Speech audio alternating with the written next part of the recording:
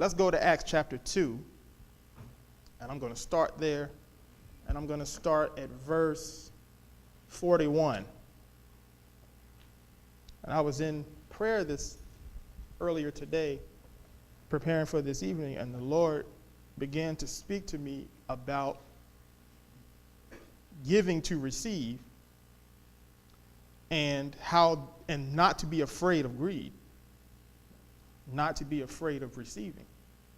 Because even though we claim, we believe we receive, there's an element of fear present in our giving. We don't give with a purpose, because on some level we're still wrestling with the religious concept of, if I do this for any other reason than just love, then somehow it's greed or somehow it's selfishness. But giving is God's system. Giving is God's system. It's how he creates wealth in his kingdom. What we have to understand is that money is no object to God. God places no value on money whatsoever.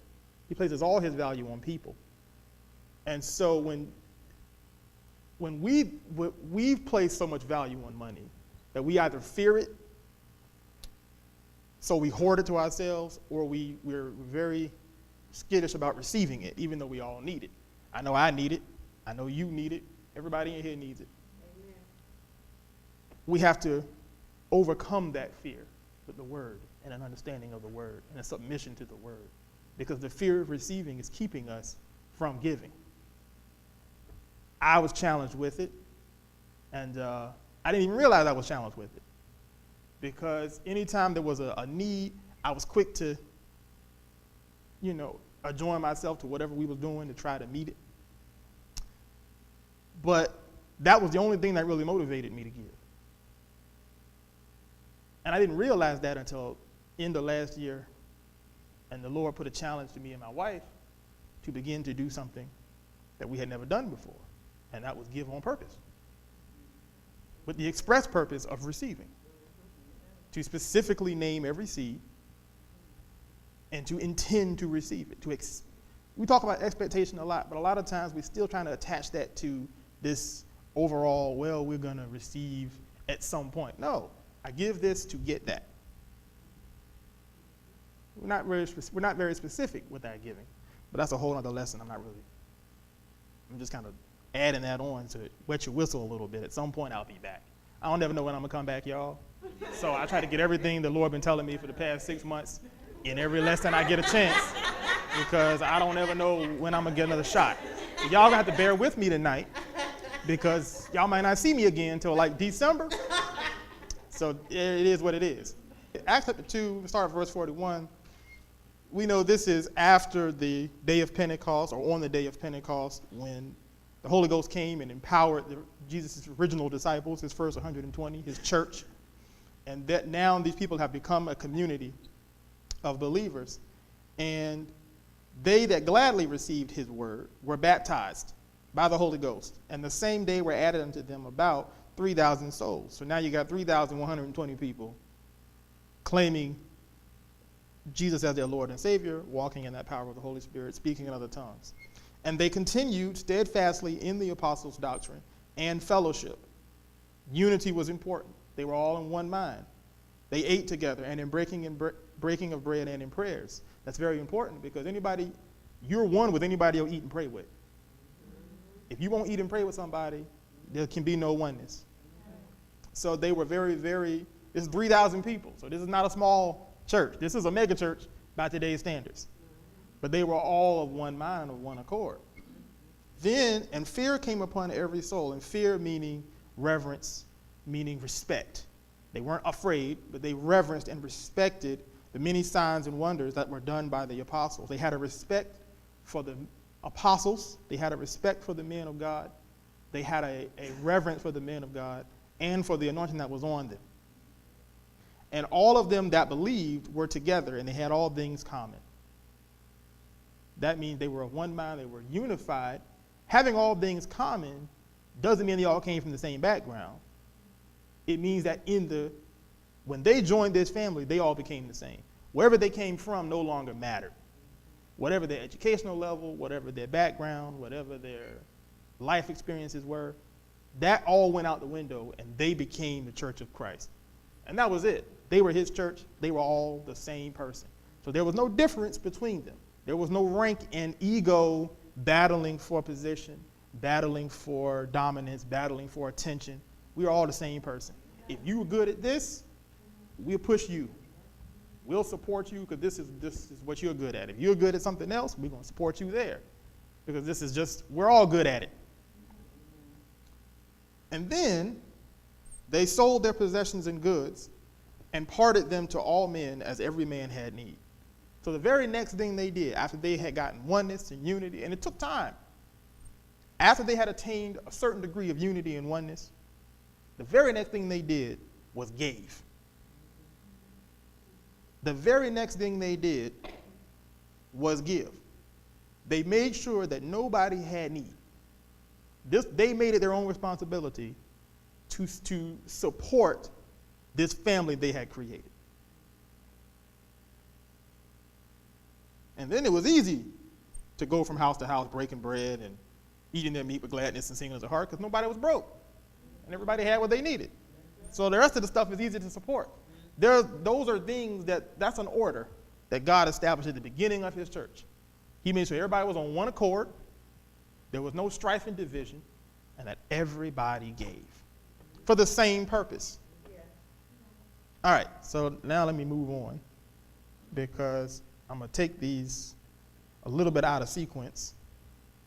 I'm going to save that one for last because I ain't ready for that one. I don't know if I'm ready for that. Now let's go to our favorite scripture, the one Dad and Mom have been working on us for a little while, Philippians chapter 4. And I'm going to come at it from a little bit of different angle than Dad and Mom has been preaching, but it's all going to tie together because I'm going to hit you with a little history tonight. You know, I'm somewhat of a history buff. I enjoy the details of things. I watch a lot of History Channel. I do a lot of studying. I do a lot of research. Anybody that knows me knows I'm an avid researcher. And so the Lord began to bring some things up into my spirit as I was reading Philippians 4 that I had never thought about. I hadn't, you kind of hear little things and you kind of let them go. The Lord began to bring all this stuff back to me as I was studying for this evening. Now, I'm not going to ask everybody to answer, but I would assume that we all got a part of the New Testament we like. Primarily an epistle of Paul. Everything after Romans is Paul, right? So Romans, Corinthians, Galatians, Ephesians, Philippians, Colossians, Thessalonians, is that Timothy, Titus, Philemon, all of that, right? Paul wrote all of that. Who knows where Paul was when he wrote most of the New Testament? He was in prison. That's right.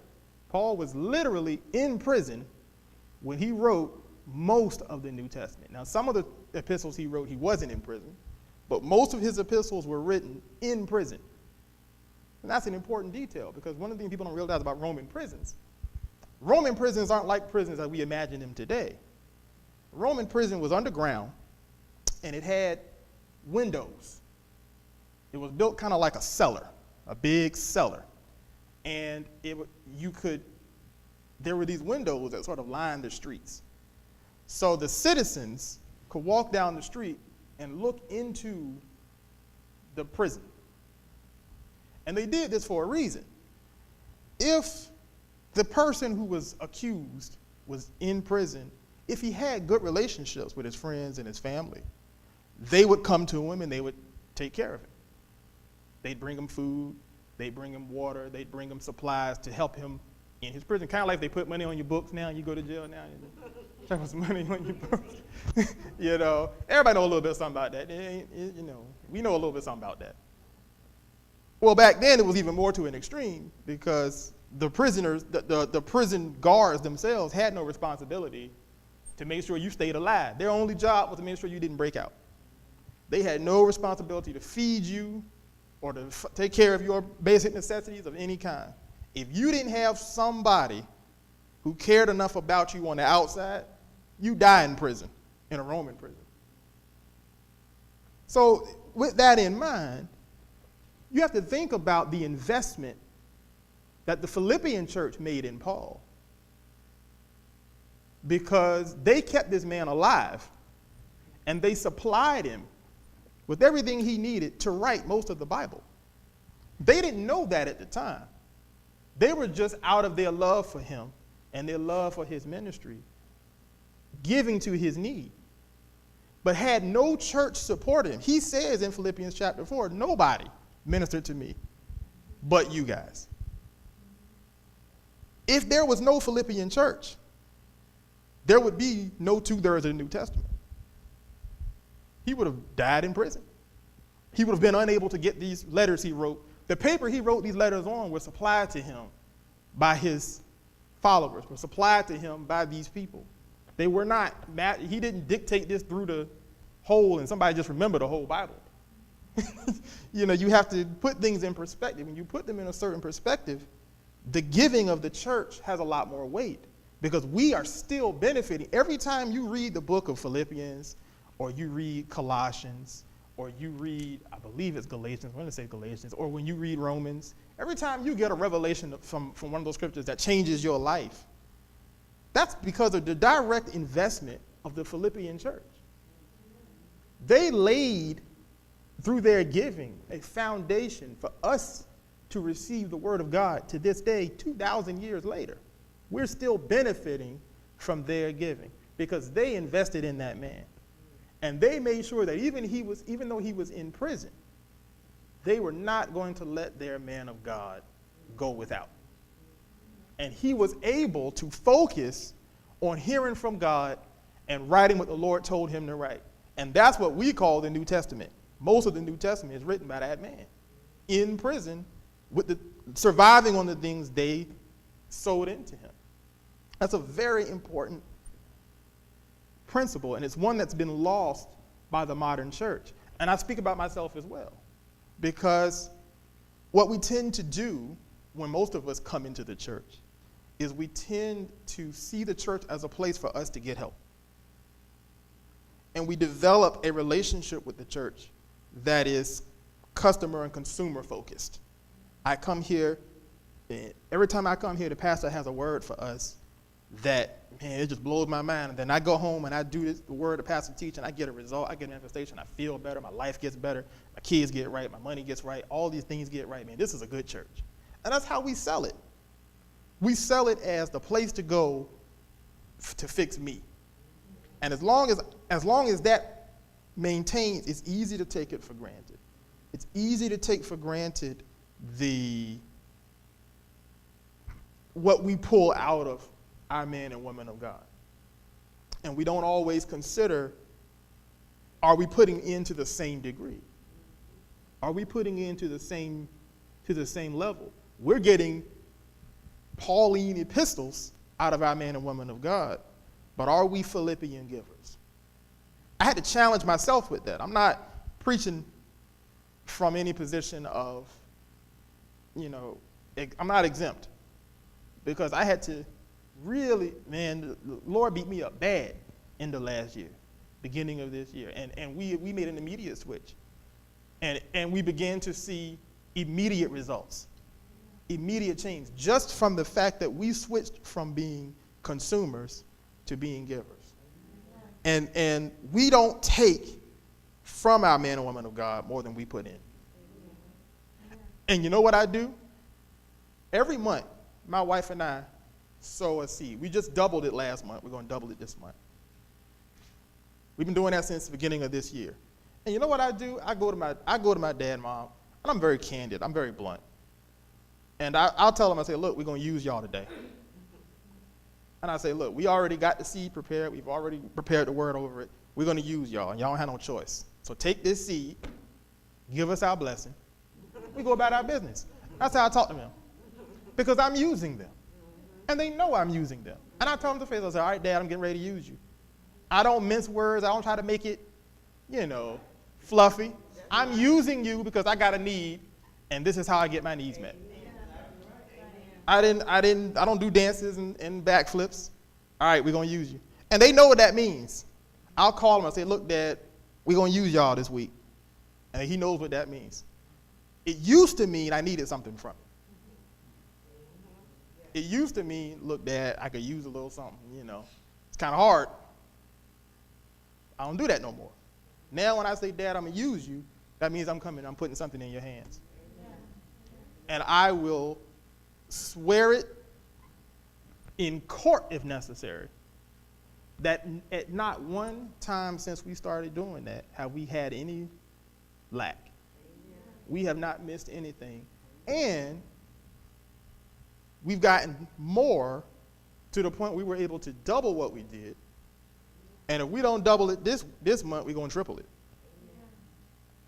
But we're never going back. And I tell you, I only say that not to pat myself on the back or to toot my own horn, but because it works. It's true.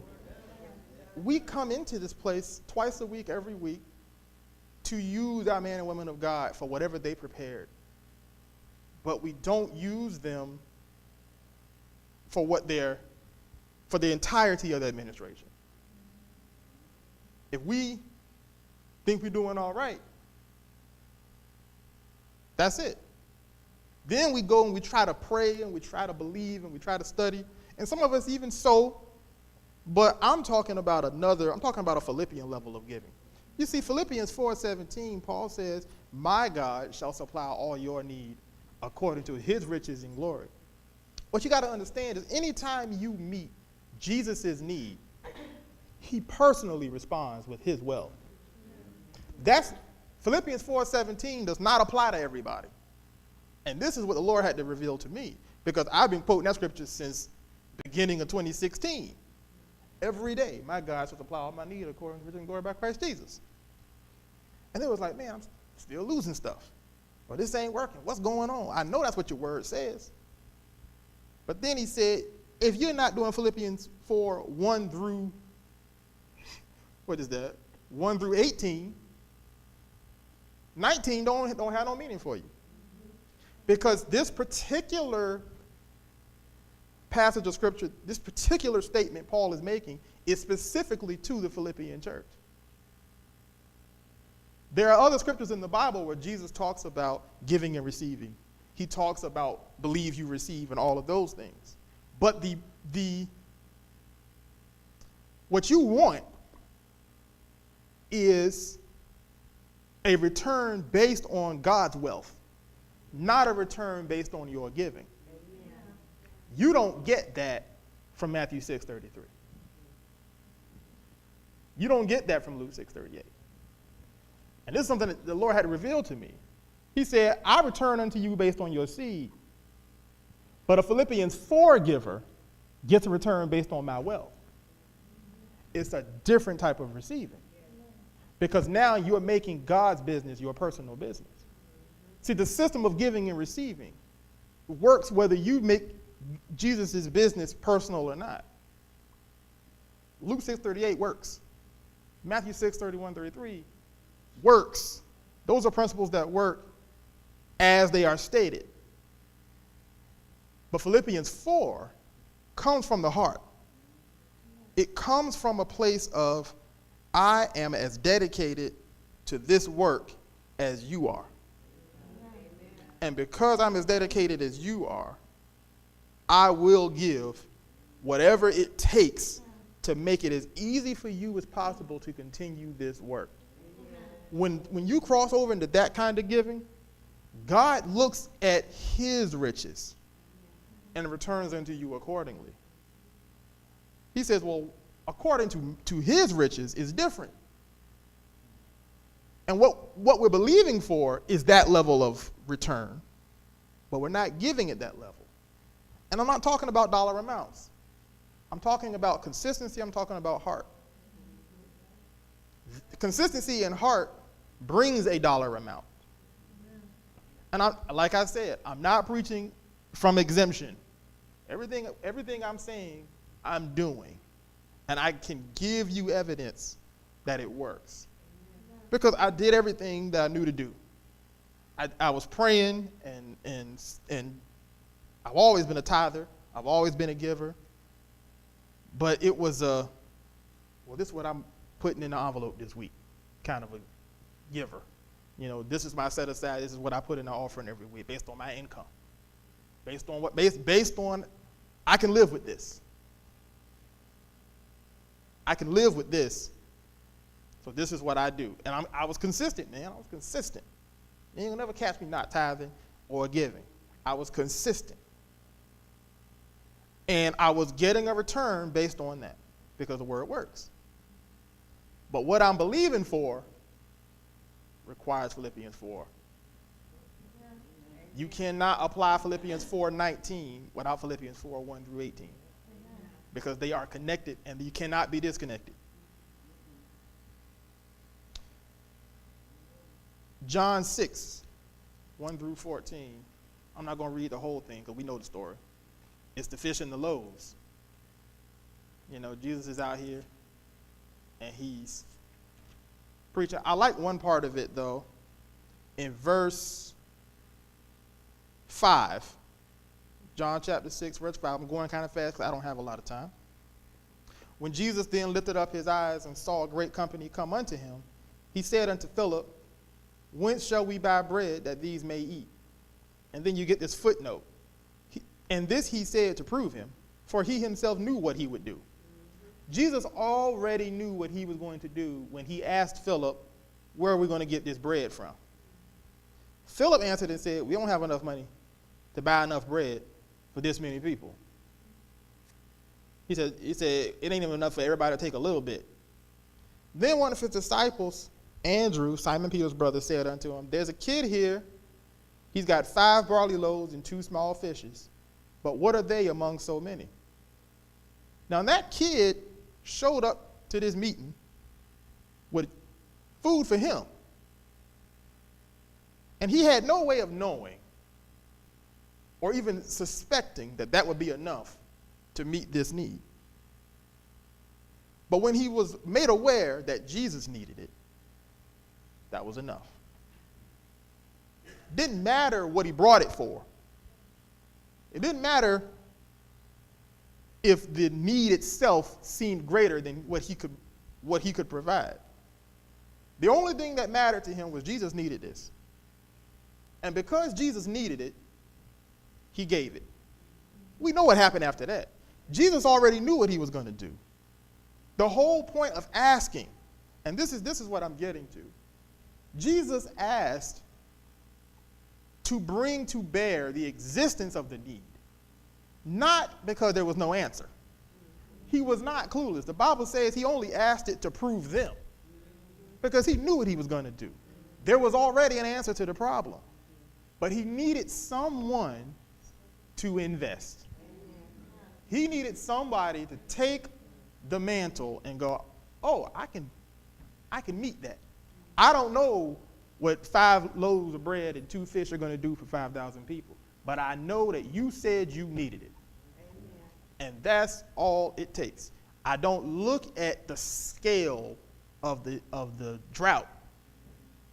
I don't look at the scale of the need. I'm only looking at you need it. And this is what I have. And I might have brought it for me. Jesus didn't tell that boy, I'm going to multiply this fish. He didn't tell the boy what he was going to do. He didn't tell the boy, give me this, and I'll give you back 12 basket loaves. He just told the boy, we need the fish. We need the loaves. The boy said, okay, that's what you need, I'll do it. The rest we know. But that boy was investment-minded. That boy had a revelation about giving into the ministry. For all he knew, and I don't have no word on it, but for all he knew, Jesus wanted to eat it. Jesus was the one doing all the work. Everybody was just watching. Honestly, nobody else was doing anything to be hungry. They were just out there listening. They could have got up and got a snack anytime they wanted to. Jesus was the one up there preaching. And you know how hard it is to talk to 5,000 people outside with no microphone? You know how loud you got to talk to get your voice to travel that far? It's possible, but it's hard. That's exhausting. And we don't know how long they was out there, but it was out there for a little while. So that boy was probably thinking to himself, well, I'm going to give Jesus this so he can have something to sustain him since he's the one doing all the work. But we know what happened. with the fish and the loaves. My point is this. I keep coming back to this. We have representatives of Jesus in this church that work just as hard as Jesus did on that day to bring us the Word of God. They have a right. They have a spiritual right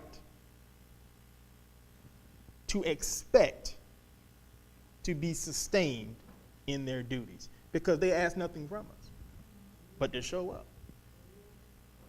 You cannot find in the Word of God anywhere where a man of God took care of the people of God and was not expecting.